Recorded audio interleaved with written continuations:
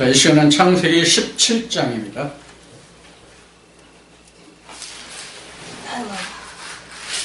창세기 17장은 아브라함에게 있어서는 획기적인 그 전환점이 되는 부분이 창세기 17장입니다. 시작합니다. 아브라함이 99세 때에 여호와께서 아브라함에게 나타나서 그에게 이르시되 나는 전능한 하나님이다. 너는 내 앞에서 행하여 완전하라. 지금 하나님이 아브라함에게 누구 앞에서 완전하라고요? 하나님 앞에서 완전하라.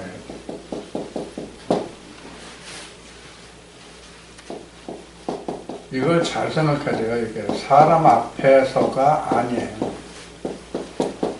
사람 앞에서가 아니라 하나님 앞에서 완전하다. 이게 이런 거예요. 사람 앞에서 완전하면 이건 뭐냐면 도덕이에요.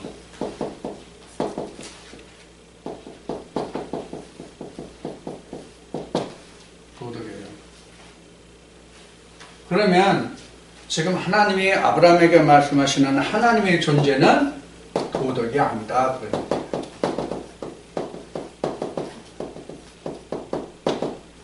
도덕 아니다. 우리가 사람의 교훈으로는 성경이 도덕이 되잖아요. 근데 하나님이 아브라함에게 말씀하시는 하나님 앞에 온전하라니까 하나님은 도덕으로 말씀하시는 하나님이 아니다. 그럼 이제 여기에서 이제 이런 질문을 우리가 해볼 수 있어요. 뭐냐면, 그럼 도덕은 아무래도 괜찮으냐? 이렇게 말할 수가 있어요. 근데 도덕도 아무렇게 하라는 얘기가 아니에요.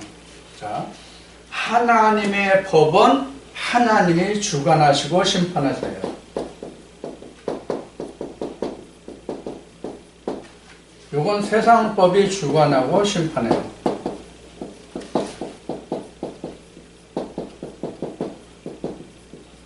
이렇게 되죠. 도덕은 세상의 법이 주관하고 심판하지만 하나님은 도덕이 아니니까 주관하고 심판이 뭐냐면 성경이라고 하는 얘기예요. 그래서 성경의 심판 개념이 성경이지 세상 법이 아니죠. 그래서 앞 시간에도 살인하지 말라 얘기했는데 살인하지 말라가 영적인 살인은 하나님이 심판하시고 육신적인 심판은 세상의 법이 심판하는 거죠. 세상의 도덕과 법이 심판하는 거지 하나님의 성경의 말씀을 두고 심판하지 않으신다.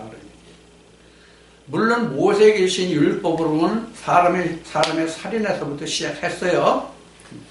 이제 요 관계는 이제 여기서 좀 설명을 드릴 거예요, 뒤에서.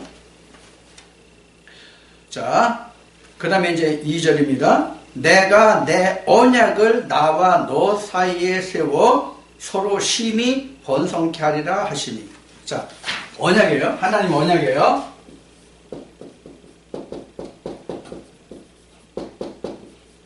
하나님의 언약이 하나님과 아브라함이에요.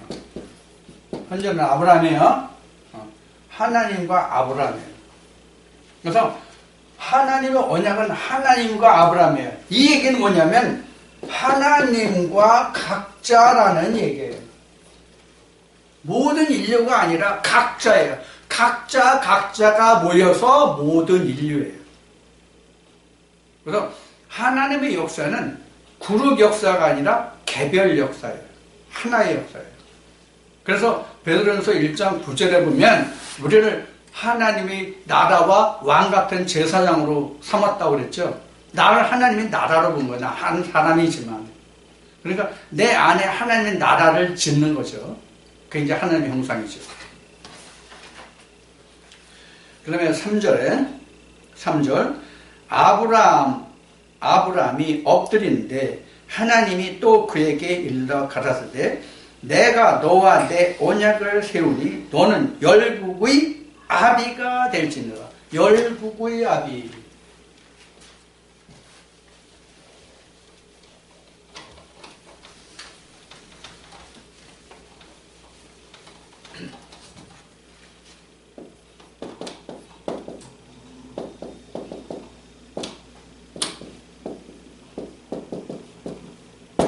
열국의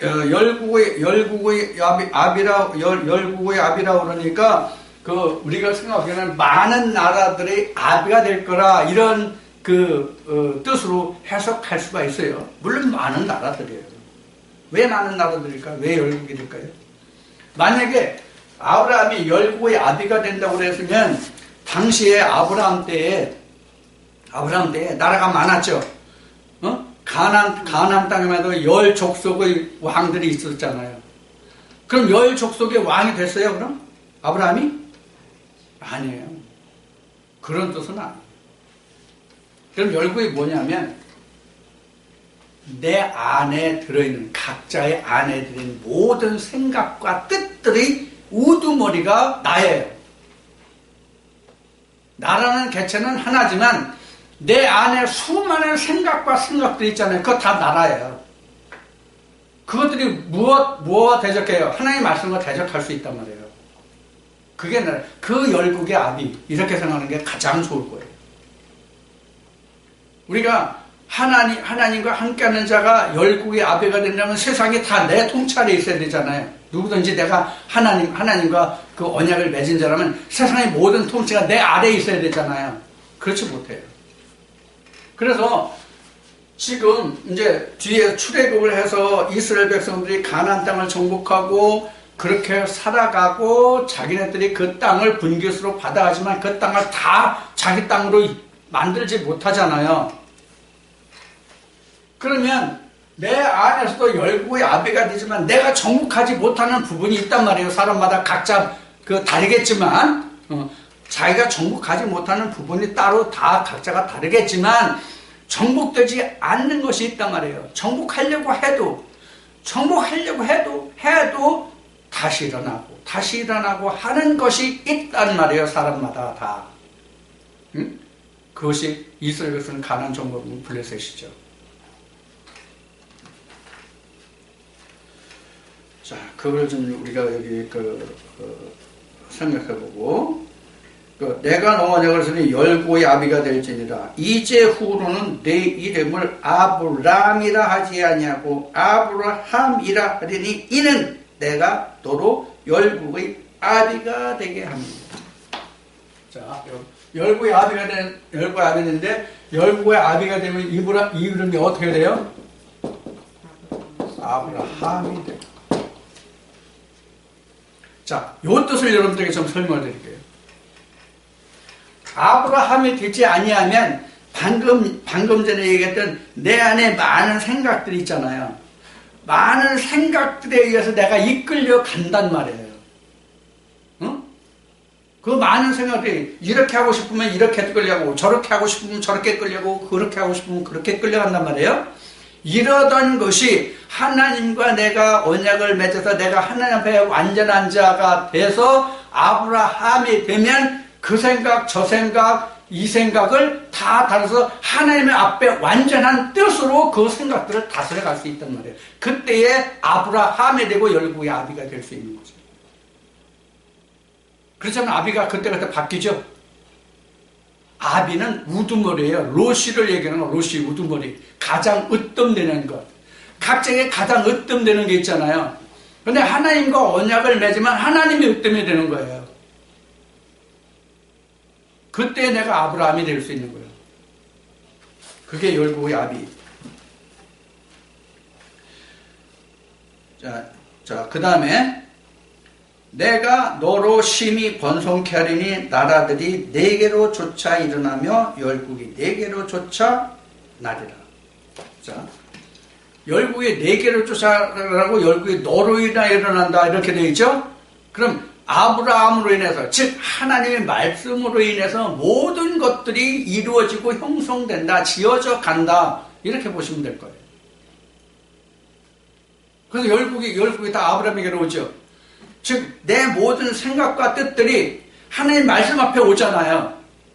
그렇게 다스려지잖아요. 그렇게 생각하시면 돼요.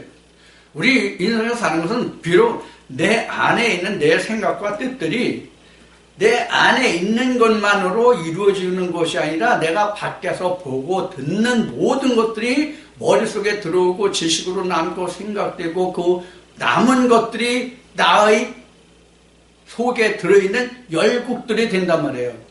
근데 하나님이 이것들을 주관하지 못하면 그것들대로의 나라가 되잖아요. 근데 그것들대로의 나라를 여호와 하나님이 언약으로 다스리면 다 그것이 뭐가 돼요? 하나님의 나라가 되는 거죠. 그런 뜻으로 이해해 주시면 될 것 같아요. 그 다음에 내가 내 언약을 나와 너와 내 대대 후손의 사이에 세워서 영원한 언약을 삼고 너와 내 후손의 하나님이 되리라. 내가 너와 내 후손에게 너희 우구하는 이 땅 곧 가나안 일경으로 주어 영원한 기업이 되게 하고 나는 그들의 하나님이 되리라. 여기 지금 가나안이 나왔죠? 오늘 좀 가나안을 좀 봅시다.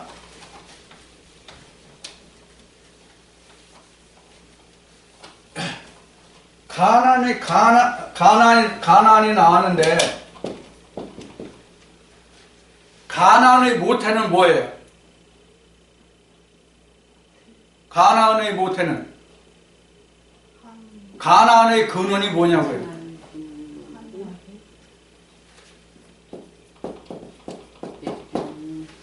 에덴이죠. 가나안이 무슨 뜻이에요? 천국이잖아요. 가나안의 그 의미가 상징이 천국이잖아요. 천국의 그 근원, 그 시작, 모태는 에덴이란 말이에요. 자, 이 에덴을 지금 여기서 가나안 일경으로 주어야 돼. 가나안은 일경으로 줘. 에덴을 일경으로 줘. 일경이라는 것은 하나의 지경이죠, 지경. 어떤 구역이란 말이에요, 구역. 가나안을 너희 땅으로 주어, 일경으로 너희 나라로 주어, 그런 뜻이란 말이에요. 그러면 이 에덴이 이스라엘 백성들은 실제 지경의 에덴이었잖아요. 가나안이었잖아요. 근데 이것이 오늘날 우리에게는 뭐냐면 마음이란 말이에요. 그래서 방금 전에 여러분들에게 그 아브라함이 그 모든 열국을 네가 다스리고 너한테 달려온다고 얘기했잖아요. 그 마음의 모든 생각들을 그래서 지금은 그래서 우리 마음을 지금은 가나안을 삼고 에덴을 삼고 일경으로 주신단 말이에요.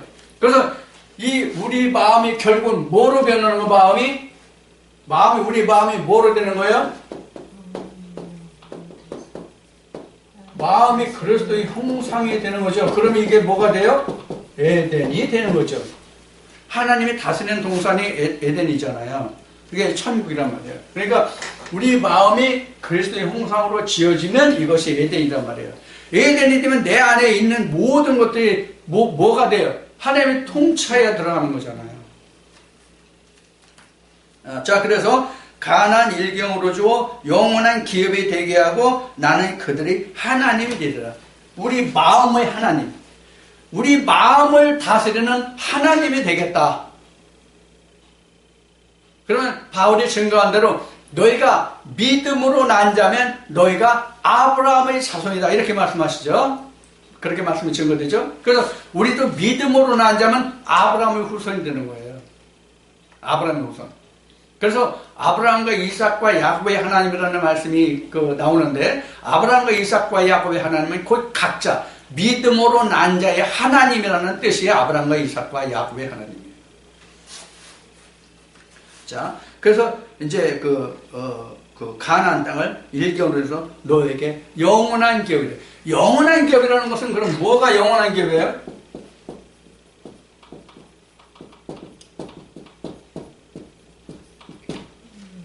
뭐가 영원한 기업이에요? 하나님 나라가 영원한 기업이에요.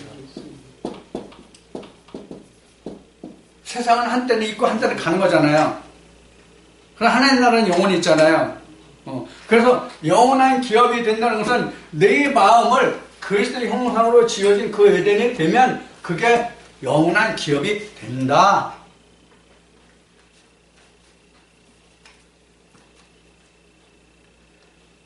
그 다음에 9절 봅시다. 하나님이 또 아브라함에게 이르시되 그런즉 너는 내 언약을 지키고 네 후손도 대대로 지켜라. 너희 중 남자는 다 할례를 받으라. 이것이 나와 너희와 너희 후손 사이에 지킬 내 언약이니라. 자, 여기 지금 언약으로 지금 하나님이 제시한 게 뭐예요? 할례죠? 할례. 할례. 이 영원한 언약의 증표로 주신 게 뭐냐면 할례예요. 언약의 증표가 할례란 말이에요.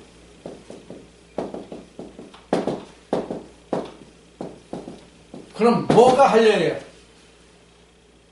할례의 뜻이 뭐예요? 할례의 뜻은 잘라내다 이 뜻이에요. 일부를 잘라내다 이 뜻이 할례예요. 그러면 할례의 본 뜻이 뭐예요? 드러나. 뭐가 드러나요? 언약이 드러나는 거예요. 언약이. 하나님과 내 사이에 맺은 언약이 드러나는 거예요. 그럼 이 언약이 드러나면 이것이 뭐가 돼요? 아들이 되는 거예요. 그래서 여기서 이삭 언약이 나오는 거예요. 드러난 게 이삭이란 말이에요. 자, 계속해서 봅시다. 그래서 여기서 할례가 나오는데 11절에 보면 너희는 양피를 베어라. 이것이 나와 너희 사이의 언약의 표징이니라. 언약의 표징인데 할례라라. 그 할례가 바로 드러남인데 드러남이 아들 이삭으로 나온다. 그런 얘기예요. 자, 그래서 할례의 언약의 표징이라. 대대로 남자는 집에서 난 자나 혹 너희 자손이 아니요 이방 사람에게서 돈으로 산 자를 물러나고 낳은 지 8일 만에 할례를 받을 것이다. 8일의 할례 나옵니다.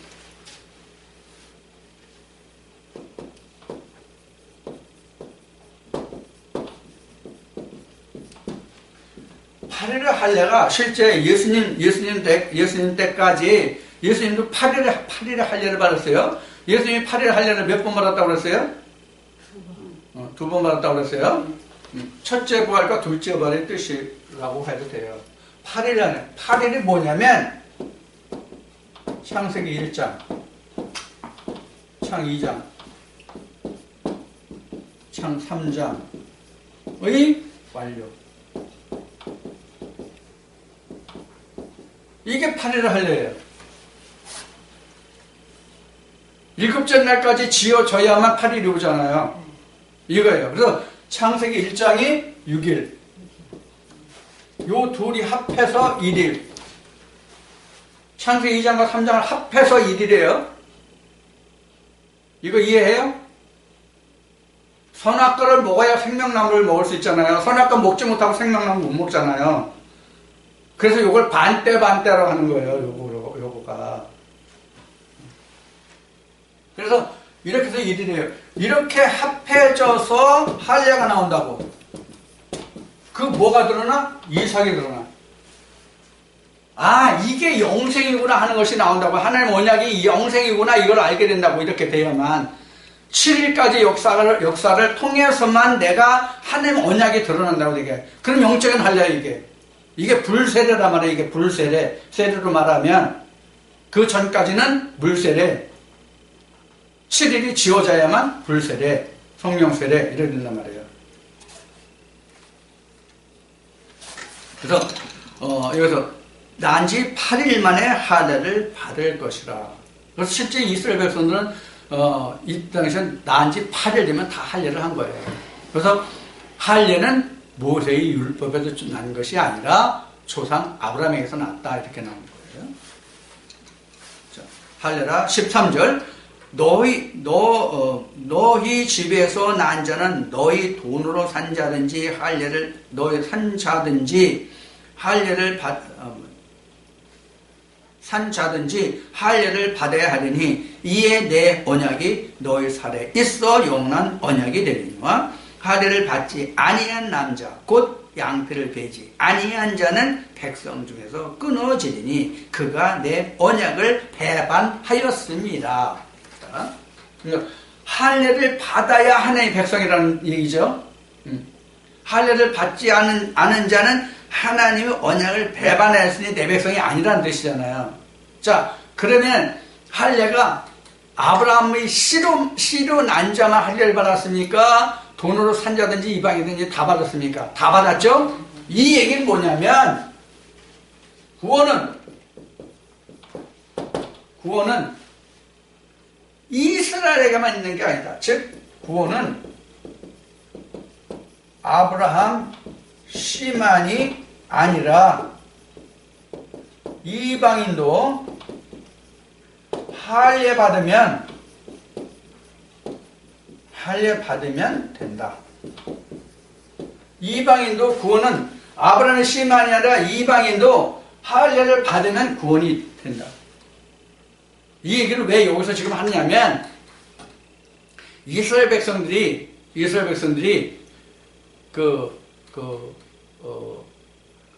예수님 오셔서 복음을 증거하고 십자가에서 죽으시고 부활하고 오순절이 지나고 사도들이 복음을 증거할 때 예수 그리스도가 너희가 그토록 기다리던 메시아다, 구세주다 하는 그 말씀을 전할 때 이방인들도 이 말씀을 받아서 그들이 구원에 들어오게 됐어요. 그때 유대인들이 뭐랬어요? 이방인에게도 구원이 전해졌다면, 이 복음이 증거됐다면 그들이 놀랐다, 기이하게 이상하게 생각했다는 그런 내용의 말씀이 증거되죠. 그러면 이스라엘 백성들이 이미 아브라함 때부터 이방에도 구원이 있었다는 증거가 여기에 있다 하는 것을 우리는 알아야 된다는 얘기예요. 참고로 또 하나, 이스라엘 백성들이 출애굽할 때, 이스라엘 백성들이 지금 아브라함에서 보지만 이스라엘 백성들이 출애굽할 때 히브리인들만 출애굽을 했습니까? 여러 잡족들이 같이 포함되어 있다고 성경은 증거하고 있단 말이에요. 그래서 이방인의 구원이 예수 그리스도의 부활 후에 사도들의 복음 증거로 인해서만 이방인들이 구원에 들어온 것이 아니라 이미 창세 때부터 있었다 하는 것을 우리는 알아야 된다는 얘기예요. 자, 그 다음에 15절에 하나님이 또 아브라함에게 이르시되 내 아내 사레는 이름을 사레라 하지 말고 그 이름을 사라라 하라. 그래서 지금 이제 봅시다.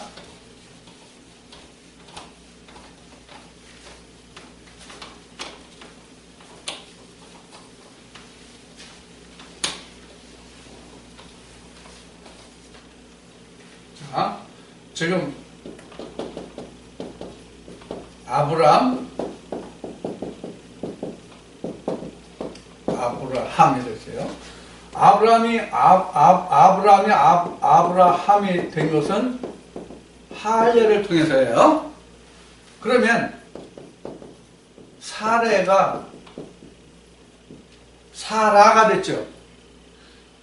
이 사라라는 뜻은 여기 아브라함이 열국의 아비라면 사라는 주라는 뜻이거든요. 여러분들 그 성경 보면 그 사라라고 하는 그 이름에 숫자가 써 있을 거예요. 아니면 다른 표라든가 표가 있을 거예요. 그 이제 죽인데 그 밑에 보면 뭐 번호로 써져 있더니 무슨 기호로 되어 있잖아요. 그 번호를 밑에 그 페이지 맨 하단에 보면 그 사라를 뭐라고 되어 있어요? 주인데 여자주요. 그죠? 여주. 경기도 여주 말고 그 열매 맺는 여주 그거 말고 여자주 이런 뜻이에요. 자, 그러면 사라가 될 수 있는 것은 그 남편의 할례를 통해서예요. 그 남편의 할례를 통해서예요. 남편의 할례를 통해서 아내가 이름이 바뀌어요. 요걸 우리는 요 과정을 우리는 뭐라고 그러냐면 거듭남이라고 그래요. 그래서 거듭남이라고 하는 것은 여기 흙의 이름이죠. 흙의 이름은 부모로부터 받은 땅에서 받은 이름, 지음을 받은 이름이에요. 그런데 이 아브라함이나 사라는 어디예요? 하늘의 이름이죠. 하늘 이름, 즉 생명체. 그래서 거듭남이 아브라함 때 있다는 얘기예요. 이미 언약이 아브라함 때. 그래서 예수님이 니고데에게 넌 이스라엘 선생이 돼가지고 네가 거듭난다는 말을 왜 이삭에게 기이 여겼느냐 이렇게 말씀하신 게 바로 여기에 원인이 있는 거예요. 자, 거듭남은 세상의 이름에서 다 생명체에 기록되는 이름이 주어지거든요. 그래서 아비가 되는 거예요. 낳는 자만 아비죠. 그렇지 않으면 다 아브라함 사례로 그냥 있잖아요. 이건 스승이란 말이에요. 그냥 있는 거나.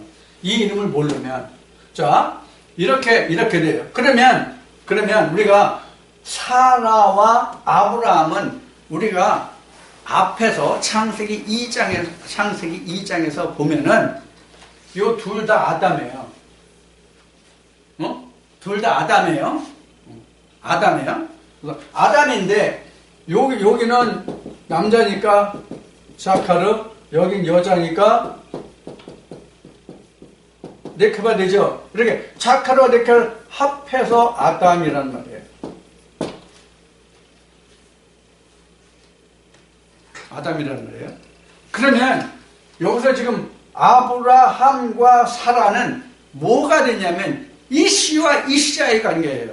여기서는 아브라함과 사라는 이씨와 이씨와의 관계라고. 여기는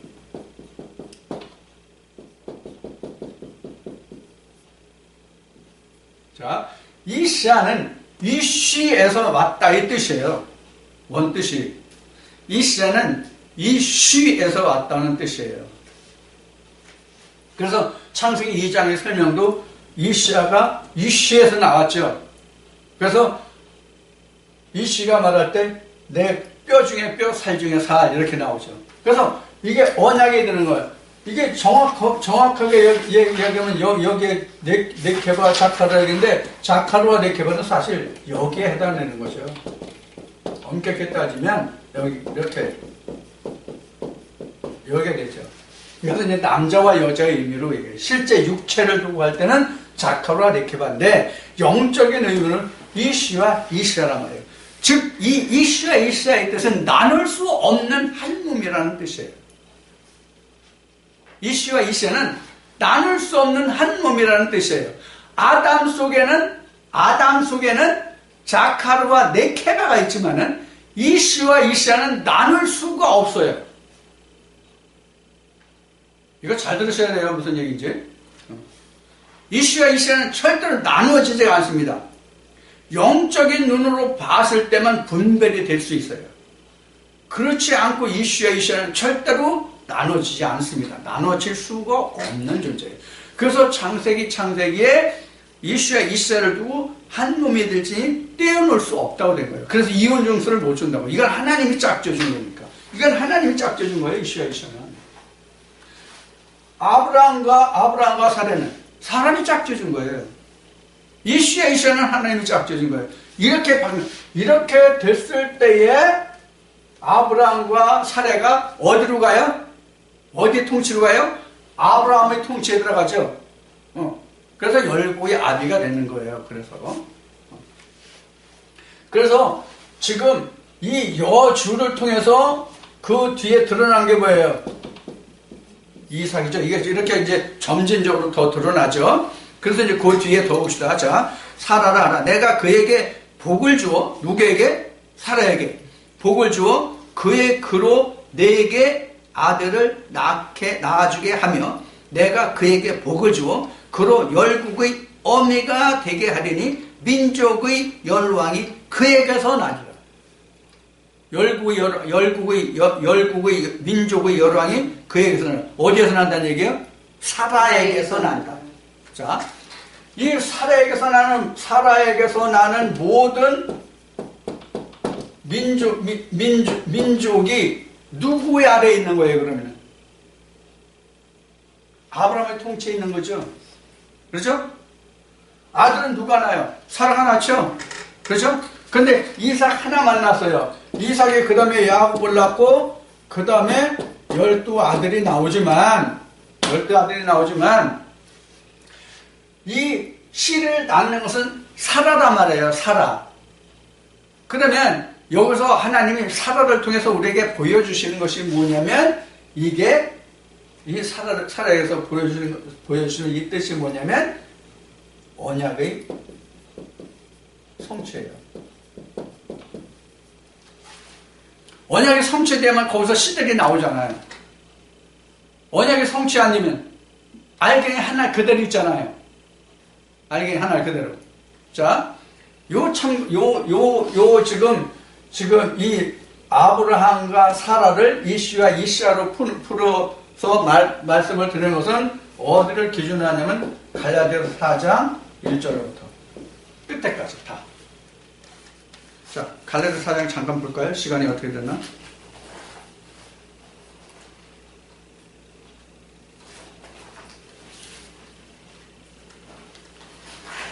갈라디아서 4장 어디서부터 보느냐 하면 신약성경 307쪽입니다. 갈라디아서 4장 21절로부터 봅시다. 내게 말하라 율법을 잊고자 하는 자들아 율법을 듣지 못하느냐 기록된 바 아브라함이 두 아들이 있으니 하나는 계집종에게서 하나는 자유하는 여자에게서 낳았다 하였으나 계집종에게서는 육체를 따라 낳고 자유하는 여자에게서는 약속으로 말미암았느니라. 이게 사라를 얘기하는 거예요. 하글은 앞에 그 육체를 따라 낳았다고요. 24절에 이것은 비유니 여자들은 두 언약이라 하나는 시내 산으로부터 종을 낳은 자니 곧 하가라. 이 하가는 아라비아에 있는 시내 산으로 즉 율법으로 지금 있는 예루살렘과 같은 데니 저가 그 자녀들로 더불어 종로타고 오직 위에 있는 예루살렘은 자유자니 곧 우리의 어머니라 기록된 바 잉태치 못한 자여 즐거워라 고르치 못한 자여 즐거워라. 그래서 쭉 설명이 나서 요것을 이해할 수 있어야 4장 1절부터 갈라디아서 4장 1절부터 증거된 내가 또 말하는 유업을 이을 자가 모든 것의 주인이나 어렸을 동안은 종과 다름이 없어서 그 아비의 정한 때까지 후견인과 청지기 아래에 있나니 이와 같이 우리도 어렸을 때에 이 세상 초등학문 아래 있어서 종로를 하였더니 이렇게 나오고요. 그래서 율법 아래 있는 게 바로 하가 하나님의 언약에 들어온 것이 사라 이렇게 된 거예요. 자, 그래서 다시 이제 창세기 17장으로 들어와서 그 하나님이 사라에게 그 씨를 주어서 아브라함에게 아들 있게 한다는 언약의 시작이에요.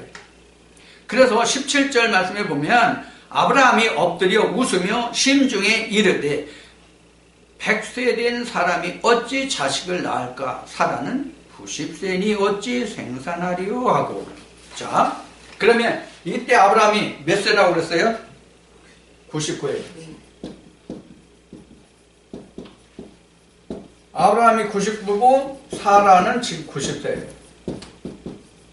자, 그러면 아브라함이 살아보고 90대나 노인이 100세다 된 노인이 무슨 애를 낳냐면 뭘 또 하는 얘기예요? 생리가 끊어졌는데. 생리가 끊어졌는데 어떻게 애를 낳을 수 있느냐 그 얘기예요. 지금 아브라함이 지금 그러는 거예요. 자, 그래서 지금 아브라함이 뭐라고 하면 사라는 90세니 어찌 생산하려 하고 아브라함이 이 하나님께 구하되 이스마엘이나 하나님 앞에 살기를 원하나이다. 하나님이 가라사대 아니다. 내 아내 사라가 정녕 내게 아들을 낳으리니 너는 그 이름을 이삭이라 하라. 이게 할례의 증표로 주신 것이 바로 이삭이란 말이에요. 그래서 할례가 드러났다 이 뜻이란 말이에요. 자, 그래서 이삭을 주는데 자 봅시다. 내가 그와 내 언약을 세우리니 그의 후손에게 영원한 언약이 되리라. 이스마엘에게 이르러는 내가 내 말을 들었나니 내가 그에게 복을 주어 생육이 중다하여 그로 크게 번성케 할지라. 그가 12방백을 낳으리니 내가 그로 큰 나라가 되게 하려니와 내 언약은 내가 명년 기한에 이 기한에 사라가 내게 낳을 이삭과 세우리라. 하나님이 아브라함과 말씀을 마치시고 그를 떠나 올라가셨더라. 자, 그러면 봅시다. 지금 아브라함은 99세, 사라는 90이에요.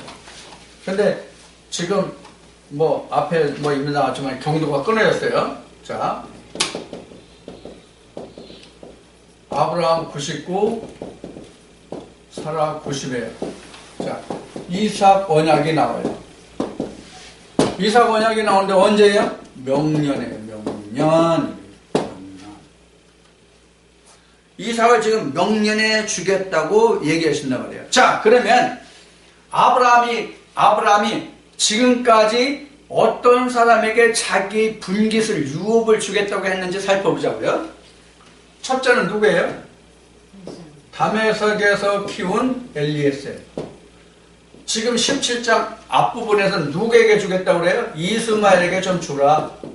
이렇게 얘기하죠? 그런데 하나님은 뭐라고 말씀하세요? 아니다. 이삭에게 주겠다. 이렇게 말씀하시죠? 그런데 이삭은 지금 당년이 아니라 명년이에요. 이 명년이라는 뜻이 우리로 보면 뭐냐면 사후예요. 우리로 보면 사후예요. 지금 앞 시간에 한 말씀으로 보면 앞 시간에 나는 부활이라는 제목으로 말씀을 나눈 그 말씀으로 보면 명년이 언제냐면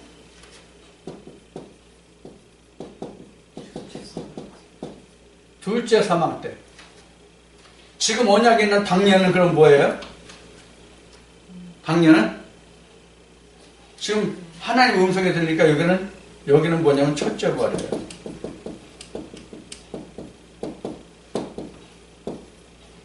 첫째 부활이라고 하는데 첫째 부활에서 둘째 사망 때까지의 뭐가 있어요? 명년에 이삭이라는 게 있단 말이에요.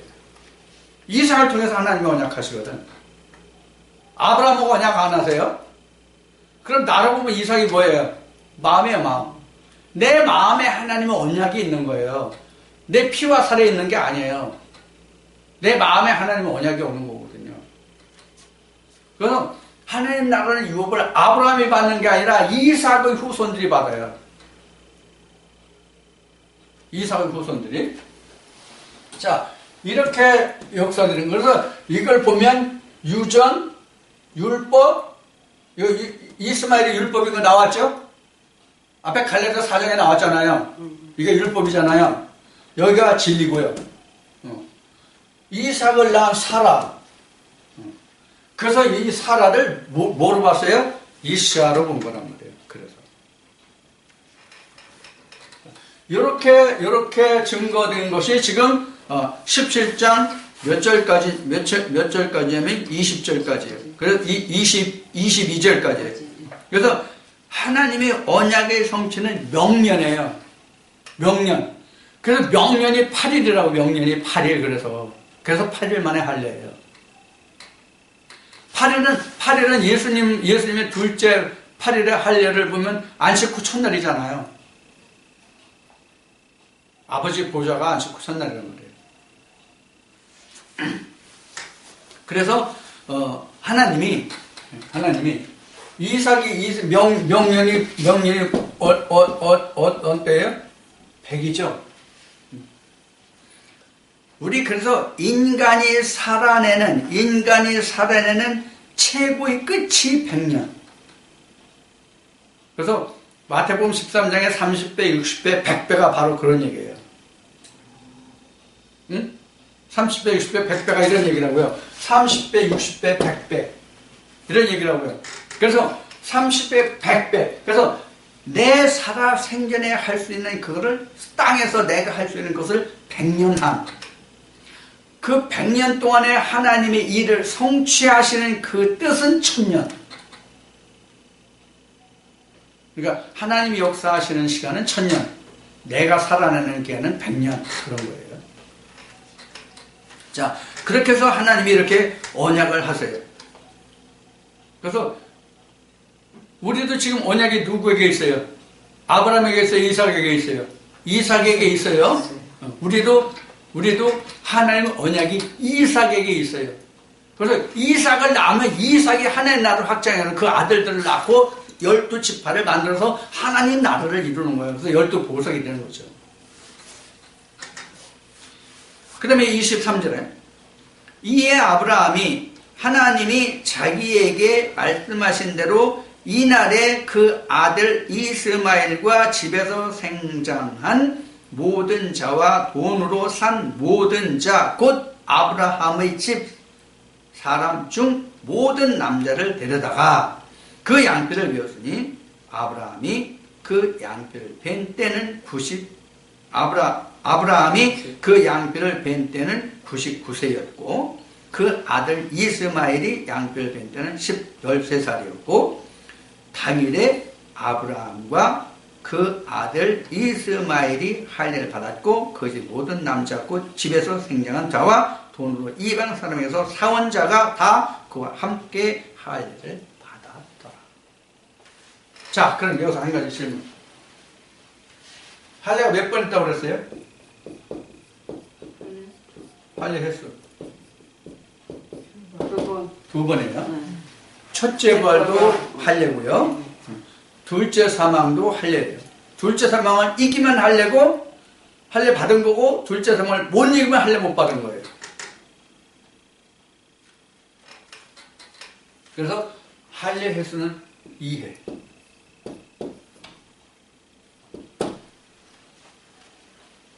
세례도 2회. 물세례, 불세례 2회. 할례도 2번. 그래서 한 번은 육신의 세례, 한 번은 영적인 세례. 이렇게 해서 말할 수 있겠죠. 첫째 부활과 둘째 부활. 이렇게 말할 수 있어요. 그래서 우리는 똑같은 과정을 가는 거예요. 우리도 전혀 다르지 않아요. 어떻게 적용하느냐만 달라요. 이때는 창세기에서는 실제로 사람의 대수로 했잖아요. 근데 지금은 영적인 대로 간다는 것만 달라요. 그 나머지는 다 똑같아요. 자, 이와 같이 해서 지금 아브라함의 집에 있는 모든 자들은 다 할례를 받아요. 자, 여기에서 한 가지 좀 더 볼 것은 뭐냐면 지금 하나님이 아브라함은 사라가 늙어서 이제 생산할 수 없으니까 이스마엘에게 하나님이 분깃을 달라고 주라고 하는 거잖아요. 처음에는 엘리야스를 얘기했다가 지금 이스마엘이 있으니까 이스마엘에게 주라고 하잖아요. 그런데 하갈이 이스마엘을 잉태하고 누구와 트러블이 생겼어요? 사라와 트러블이 생겼죠. 그래서 하갈이 잉태한 후부터 사라를 핍박하니까 사라가 자기 남편한테 야, 너로 인해서 저 여자가 나를 핍박하니까 야, 네가 내쫓아. 그래가지고 하나님께 해가지고 야, 내쫓아. 내쫓죠. 내쫓았는데 그 물통에 물을 가지고 가서 광야에 나가서 아들을 그 물통을 주고 가서 부르짖는데 하나님이 나타나서 그 하갈의 부르짖음을 들으시고 물을 그 책게해서 그걸 살게 하죠. 근데 지금 여기 보면 이스마엘에게 그 큰 그 12지파의 큰 씨를 줘서 방백을 삼는다라는 말씀이 나와요. 자, 그러면 이스마엘도 12방백. 그 다음에 이삭으로 난 씨 야곱이죠. 뒤에 야곱도 12방백 이렇게 나와요. 그러면 하나님이 왜 이스마엘도 이렇게 번창하게 하셨을까 하는 얘기예요. 이스마엘 없으면 좋잖아. 이스마엘 없고 이삭의 씨만 있게 하면 좋을 거 아니야. 근데 왜 이스마엘의 씨도 이렇게 번창하게 하셨을까? 이것을 우리가 그 선악의 개념으로 보면 이스마엘의 씨가 번창하면 안 돼요. 근데 이것을 방금 갈라디아 4장을 얘기했듯이 이스마엘을 뭐로 그 바울이 설명했어요?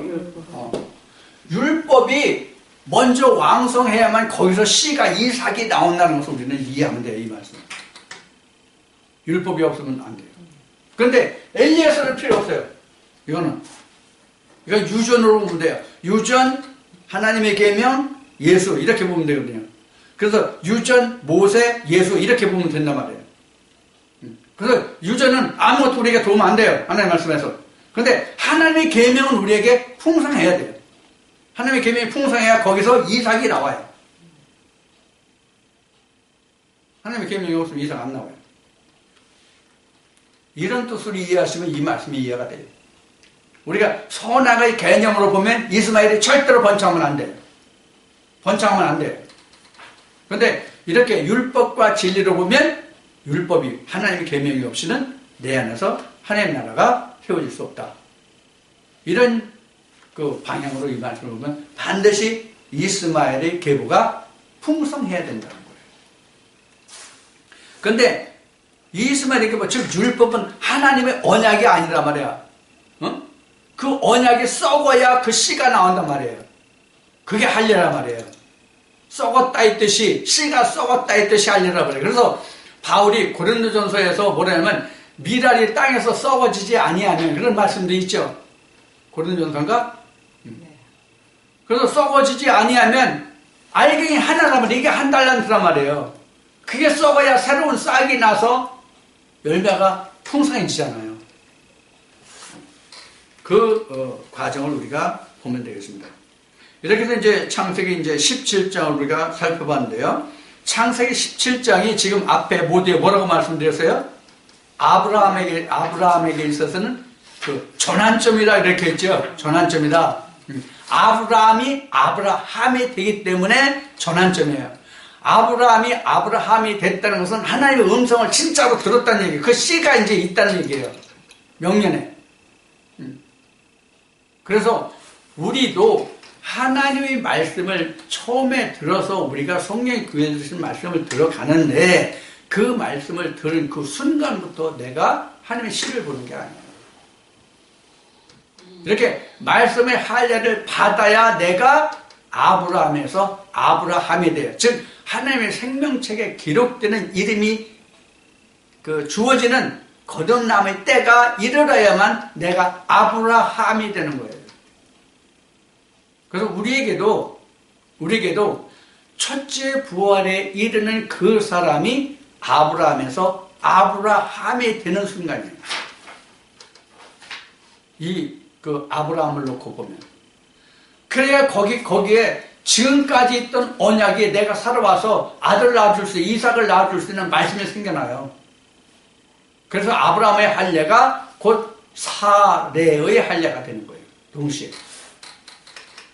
이런 관계를 여러분들이 좀 이해하시고 숙지해서 내가 어떻게 해서 하나님의 믿음의 씨가 되고 거기에서 믿음의 씨가 천국의 유업을 받느냐 하는 거예요. 자, 이미 앞에서 지나왔지만 아브라함에게 하나님이 가나안 땅을 유업으로 주는데 몇 대 만에 주겠다고 그래요? 4대 만에 주겠다고 그래요. 430년 종으로 살아가 4대 만에 주겠다고 그러죠. 그래서 전에 창세기 할 때 이런 얘기를 했었죠. 만약에 당신들이 지금 나로부터 4대 후에 천국 간다고 하면 지금 하나님 믿는다고 하는 사람이 있겠냐. 이런 얘기를 한 적이 있을 거예요. 안 믿죠, 당연히. 안 믿죠. 그런데 안 믿는다는 얘기는 어쩌 보면 좀 틀린 말이 될 수도 있을 거예요. 왜냐하면 그 세상의 모든 동서고금을 통해서 세상의 모든 부모들은 나는 헐벗고 굶주리고 못 먹고 못 살아도 자식 때는 그렇지 않기를 원하잖아요. 성경에 그렇지 않은 사람이 딱 하나 나오긴 하지만은 나중에 그 히스기야 얘기할 때 말씀드릴게요. 자, 그렇긴 하지만은 지금 우리 부모들이 살아가는 걸 보면 나도 이제 부모 입장이지만 늙어서 부모 입장이면은 나는 힘들어도 자식들이 힘든 거는 내가 보기를 원치 않는단 말이에요. 나는 힘들게 살았어도 자식들은 편안히 잘 살기를 바란단 말이에요. 그래서 4대 후에 하나님 나라를 유업으로 준다고 해도 열심히 믿을 사람이 있을 거예요. 지금 그렇게 치성드리는 사람이 사실은 한둘이 아니에요.